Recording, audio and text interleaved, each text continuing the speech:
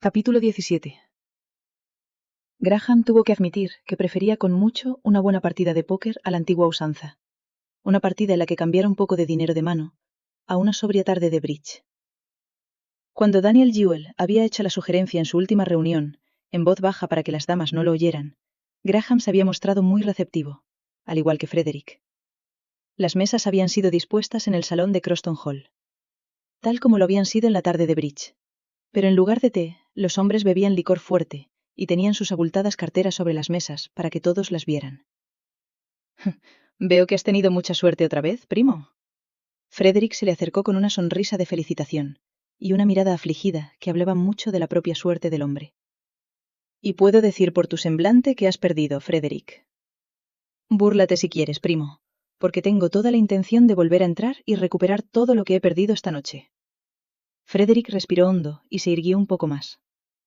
Tratar de recuperar todo lo que has perdido solo hará que te vuelvas imprudente y decidido. Y eso, a su vez, hará que pierdas aún más dinero.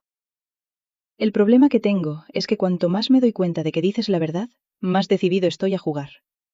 Es una dicotomía extraña, ¿no? De todos modos, me quedaré un momento contigo y quizá me tome otro par de brandis antes de volver a sentarme a la mesa. Por el amor de Dios, tu razonamiento es cada vez peor. Graham rió. ¿A qué hombre le aclara la razón el brandy? La razón de ningún hombre se aclara con el brandy.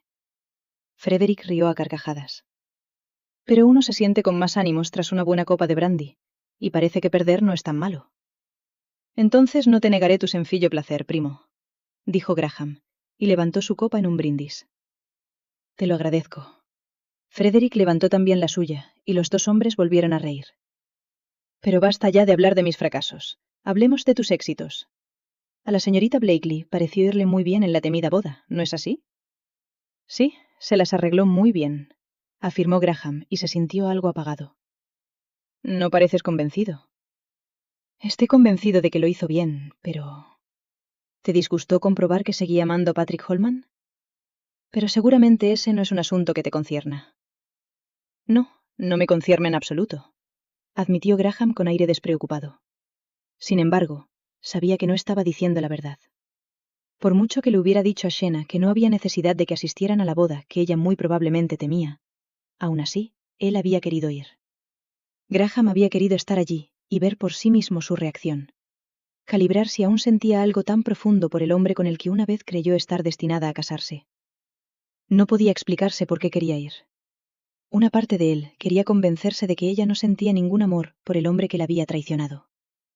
Sabía, por supuesto, que ver tal consideración o amor en ella aquel día le habría causado un poco de envidia.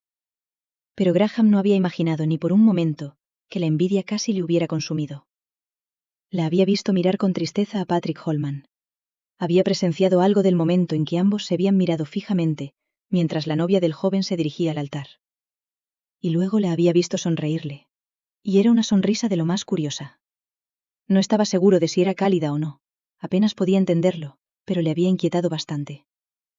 Y después de eso, después de presenciar aquel momento que había pasado entre Patrick Holman y Shena Blakely, había visto, casi sentido, su bajo estado de ánimo y su tristeza. Graham le había preguntado continuamente si se encontraba bien o si deseaba marcharse. Ella le había asegurado una y otra vez que se las estaba arreglando, y a medida que las celebraciones de la tarde habían continuado, Shena había parecido recuperarse por completo. Incluso parecía disfrutar de estar con su madre y su hermana. Todo había sido muy confuso para Graham. Había querido saber lo que ella sentía y por qué. Y al mismo tiempo, sabía que no tenía derecho a preguntar.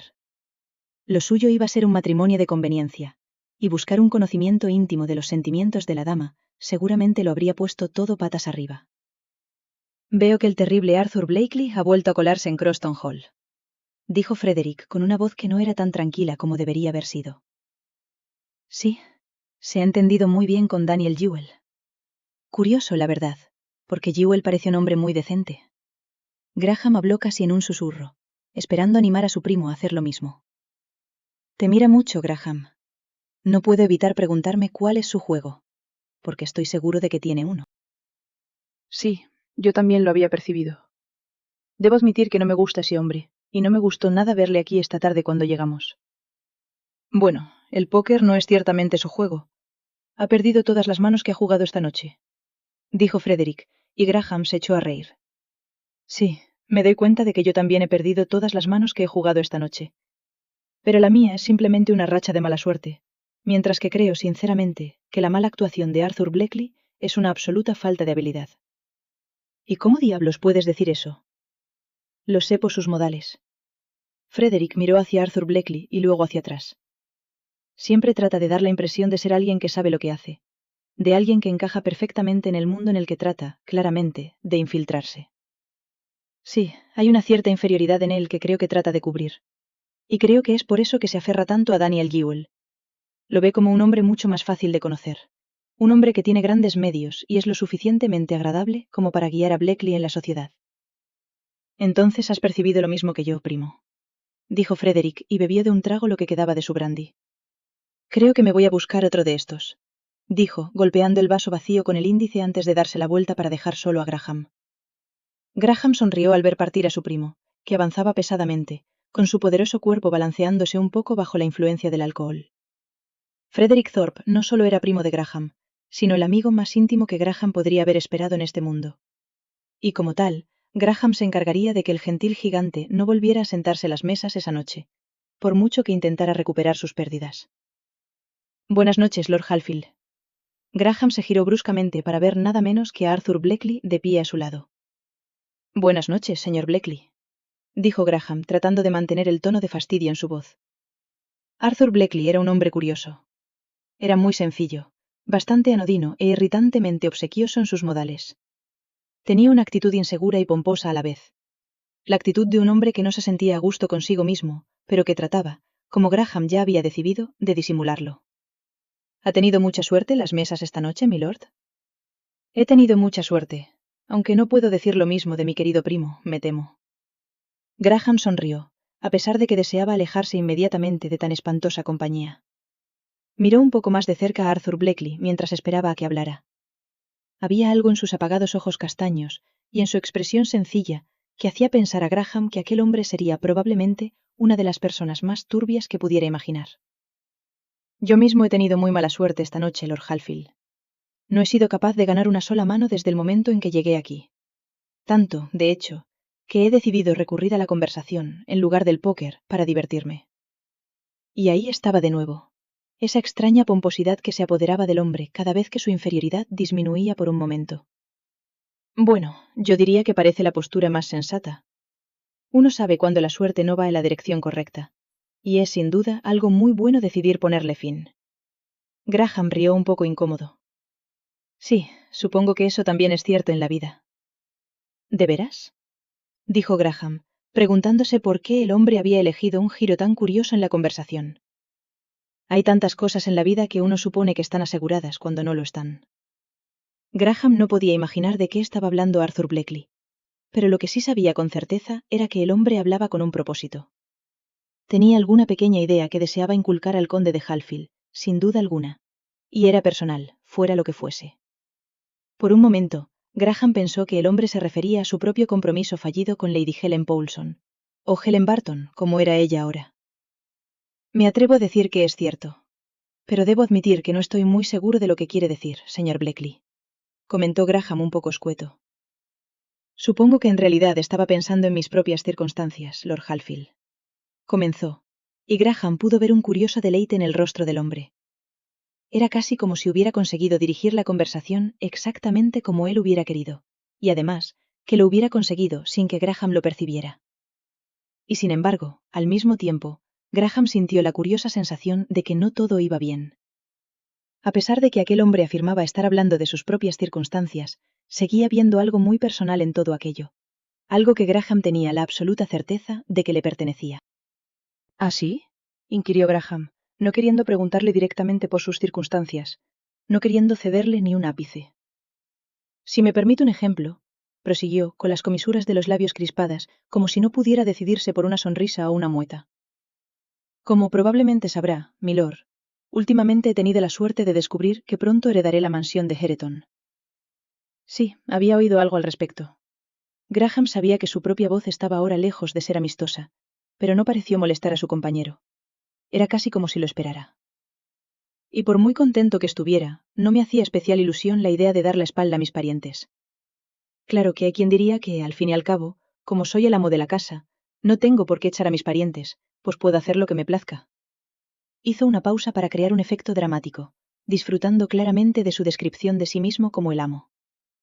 Pero por supuesto, como estoy seguro de que sabe perfectamente, una herencia así conlleva la responsabilidad de proporcionar un heredero para el futuro. Un hombre que mira hacia el matrimonio no puede mantener sus relaciones sin hogar.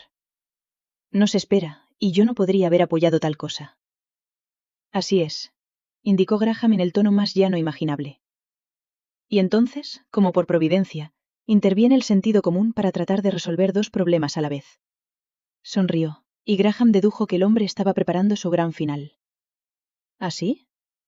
Supongo que los problemas no están del todo resueltos aún, pues parecería que debo esperar una respuesta antes de poder declararlo así. En verdad me temo que no lo entiendo. Se me ocurrió que sería muy sencillo proponerle matrimonio a mi prima segunda. Eso resuelve el problema de mi heredero, por no hablar del problema de seguridad financiera de la propia señora. Claro que, como es propio de las damas, estoy destinado a esperar. Soltó una breve carcajada y estudió detenidamente a Graham.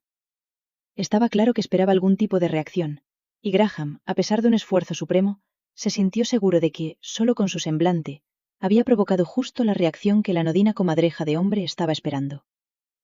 Creo que les gusta mantenernos en vilo durante un tiempo, ¿verdad? Puede que sí, señor Blackley. Graham esbozó una sonrisa tensa. Ahora, si me disculpa, debo atender a mi primo. Sin decir una palabra, Arthur Blackley hizo una reverencia. Su cara lo decía todo. Se dio cuenta de que había dado un golpe muy palpable contra un hombre que, hasta hacía unos momentos, ni siquiera se había dado cuenta de que era un enemigo. Estaba claro que Arthur Blackley quería a Sienna como esposa. Graham lo había tenido claro desde la tarde de bridge en aquella misma habitación. Sin embargo, ahora parecía probable que Arthur Blackley hubiera percibido a Graham como una amenaza. Quizá incluso supiera algo del acuerdo entre él y Sienna. Pero sin duda, Sienna no podía soportar la idea de estar casada con semejante criatura. Aunque no era ni guapo ni feo, por lo que Graham podía ver, había algo en sus modales que lo hacía repugnante. Sin duda, una mujer tan inteligente y tan culta como Sienna Blackley habría visto más allá de la simpleza de aquel hombre y hasta su negro corazón. Y sin embargo, a pesar de todos sus razonamientos, Graham no encontraba alivio. La idea de que Sienna eligiera casarse con otro hombre parecía destinada a trastornarle, a hacerle sentir traicionado una vez más. ¿Pero tenía derecho a esa traición? ¿Tenía derecho a tales sentimientos cuando había hecho sus planteamientos de una manera tan audaz y contundente? Cuando había tenido tan claro que quería progresar en la vida sin otro momento del debilitante amor y dolor. ¿No había renunciado a tales derechos? Lo peor de todo era darse cuenta de que Graham no había escapado a los sentimientos más sutiles de la vida, por mucho que se hubiera creído inteligente en su elección. Había elegido a una mujer de la que, a pesar suyo, tendría que luchar extraordinariamente para no enamorarse.